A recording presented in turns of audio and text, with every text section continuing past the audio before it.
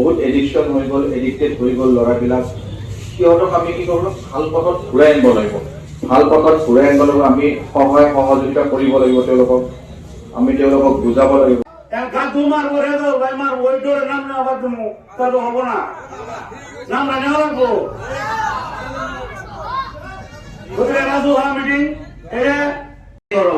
তেওঁলোকক এপ্ৰিহেণ্ড কৰাৰ কাৰণে ধৰাৰ কাৰণে, আৰু সেইখিনি হয় ইনফৰমেশ্যনটো আপোনালোকৰ পৰা হ'ব। ইনফৰমেশ্যন কেতিয়াও অপেন নকৰিব, অপেন কৰিলে লাভেই নাই। আপুনি যদি মোক একবাৰ ফোন কৰি জনাই ছাৰ অমুক আছে আৰু 5জন বেলেগ মানুহ আছে, আপুনি মোক জনাব, তেতিয়া আমাৰ লাভ হয়, আপোনাৰ লাভ মোৰো লাভ ধৰিব পাৰে। মানে চাওক, বেছিমাৰী অঞ্চলৰ যিসমূহ দল সংগঠন বা আমাৰ যিসকল বিশিষ্ট ব্যক্তি আছে, একতাটো আছে, কিন্তু আজি যে আপোনালোকে অকল একতা, এইটো একতা নহয়, মানুহ অতিষ্ঠ হৈ গৈছে, মানুহ অতিষ্ঠ হৈ গৈছে। আপুনি আজি মিটিঙত চাইছেনে নাই, একেবাৰে আপোনাৰ সাধাৰণ মানুহখিনি ওলাই আহিছে, মহিলাসকল ওলাই আহিছে, তেওঁলোকে সৰু সৰু বাচ্চা কোলাক লৈ তেওঁলোকে আজিৰ এই আপোনাৰ সজাগতা সভাত আহিছে। কিহৰ কাৰণে আহিছে? যে তেওঁলোকৰ এটা ভয় হৈছে যে তেওঁলোকৰ ল'ৰা ছোৱালী ক্লাছ 8, 9, 10 আপোনাৰ হাই ছেকেণ্ডেৰী পঢ়ি আছে, যি হাৰত আপোনাৰ ড্ৰাগছৰ যিটো বেছিমাৰী প্ৰভাৱ আৰম্ভ হৈছে, ইতিমধ্যে আপোনাৰ বহু ঘৰৰ ল'ৰা ছোৱালী আপোনাৰ ড্ৰাগছ আসক্ত হৈ পৰিছে, আৰু তেওঁলোকে মানে একেবাৰে তেওঁলোকৰ মানে ফেমিলি তেওঁলোক দিহাৰা হৈ গৈছে, কোনফালে যাব। গতিকে এই ঘটনাসমূহ চাই আজি ৰাইজ ওলাই আহিছে। ৰাইজ এইকাৰণে ওলাই আহিছে, আপোনালোকে ইতিমধ্যে গম পাইছে, যোৱা 2-4 দিন আগতে এই ড্ৰাগছ বিক্ৰেতাসকলক কিন্তু এটা ডাঙৰ ঘটনা হৈছে, এটা মাৰপিট হৈছে, আৰু এইটো মানুহ এতিয়াও উত্তেজিত হৈ আছে। গতিকে জিলা প্ৰশাসনক আমি এটা কথা আপোনালোকৰ মাধ্যমেৰে জনাব বিচাৰিছোঁ যে বৃহত্তৰ বেছিমাৰী অঞ্চলত ড্ৰাগছৰ জোৱাৰ প্ৰভাৱটো বাঢ়ি গৈছে, আৰু বাঢ়ি যোৱাৰ লগে লগে ৰাইজ অতিষ্ঠ হৈ পৰিছে।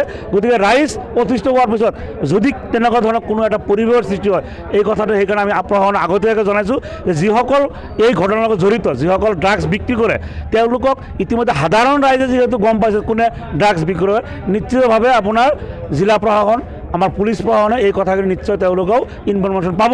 গতিকে তেওঁলোকৰ ওপৰত আমি কিছু কঠোৰ ব্যৱস্থা জিলা প্ৰশাসনক লোৱাৰ কাৰণে আমি অনুৰোধ জনাইছোঁ। কঠোৰ ব্যৱস্থা গ্ৰহণ নকৰে কিবা এটা আপোনাৰ অপ্ৰীতিকৰ পৰিৱেশৰ সৃষ্টি হ'ব। কাৰণ মানুহ আপুনি জানে, মানুহ আৱেগ অনুভূতি জড়িত, কাৰণ মানুহৰ যেতিয়া আপোনাৰ ল'ৰা ছোৱালী যেতিয়া এটা বেয়াৰ ফালে ঢাল খাব, ড্ৰাগছ খাই মানে জীৱনটো নষ্ট কৰিব, মানুহে কিন্তু আজি মানুহে কিহৰ কাৰণে উপাৰ্জন কৰে, কিয় কষ্ট কৰে, যে নিজৰ ল'ৰা ছোৱালীক এটা ভাল পঢ়া শুনাৰ কাৰণে, ভাল আগুৱাই যাওঁতে তেওঁলোকে ইমান কষ্ট কৰি আগবাঢ়ে, তাৰপিছত যেতিয়া সেই ল'ৰাজন যেতিয়া ড্ৰাগছৰ জোৱাৰ লগত জড়িত হৈ পৰে, তেতিয়া সেই মানুহজনে মানসিকভাৱে অলপ অশান্তিত ভোগে। গতিকে শুনক, আপোনাৰ এইটো ড্ৰাগছৰ লগতে আপোনাৰ জোৱা, কাৰণ আপোনাৰ জোৱাত যেতিয়া আপোনাৰ জোৱাত যায়, আপোনাৰ সকলো পইচা পাতি যেতিয়া লছ হৈ যায়, তেতিয়া তেওঁলোকে কিছুমান, আপুনি জানে যে জোৱাৰ লগত কোনসকল মানুহ জড়িত, তেওঁলোকে চুৰিকাণ্ড কৰে, অকল ড্ৰাগছ নহয়, আৰু ড্ৰাগছৰখিনিও আছে। কাৰণ ড্ৰাগছৰ আপোনাৰ যেতিয়া তেওঁলোকে ড্ৰাগছ কিনিব নোৱাৰে, যেতিয়া পইচা পাতি নাথাকে, তেতিয়া তেওঁলোকে যিকোনো কাম কৰে। আৰু আমাৰতো আপোনালোকে সংবাদ মাধ্যম হওক বা আমি এনেকুৱা সামাজিক মাধ্যম দেখা পাইছোঁ যে ড্ৰাগছৰ কাৰণে নিজৰ পিতৃ মাতৃক কিন্তু হত্যা কৰা দেখা যায়, তেওঁলোকৰ টকাৰ কাৰণে। গতিকে এই কথাটো প্ৰশাসনে গুৰুত্ব দিছে, আমি এইটো কোৱা নাই যে জিলা প্ৰশাসনে গুৰুত্ব দিয়া নাই, কিন্তু তেওঁলোকে যিটো মানে যি ধৰণে মানে কঠোৰ ব্যৱস্থা ল'ব লাগিব, আমি দাবী কৰিছোঁ কঠোৰ। গতিকে অসমত এতিয়া অপৰাধীৰ ক্ষেত্ৰত যিহেতু তেনেকুৱা ধৰণৰ সমাজৰ ক্ষতি কৰে, তেনেকুৱা ধৰণৰ মানুহক কি ধৰণে আপোনাৰ ব্যৱস্থা লৈ আছে অসম চৰকাৰে, তেনেকুৱা ব্যৱস্থা আমাৰ এই বেছিমাৰী অঞ্চলত যিসকল জড়িত আছে তেনেকুৱা ধৰণৰ আমি ব্যৱস্থা কামনা কৰিছোঁ।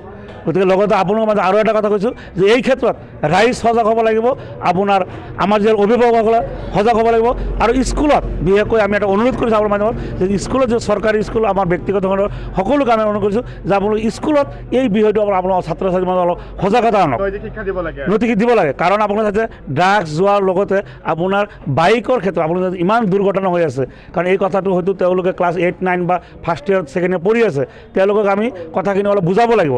আৰু এই দায়িত্বটো আমি অনুৰোধ কৰিছোঁ যিসকল আমাৰ শিক্ষাগুৰু আছে, শিক্ষাগুৰুসকলে যাতে ক্লাছত আপোনাৰ শ্ৰেণীকোঠাত এই বিষয়টো যাতে অলপ তেওঁলোকক জ্ঞান দিয়ে, যাতে এই ধৰণৰ এটা উচ্ছৃংখল যিটো পৰিৱেশ সেইটো যাতে কমি আহে।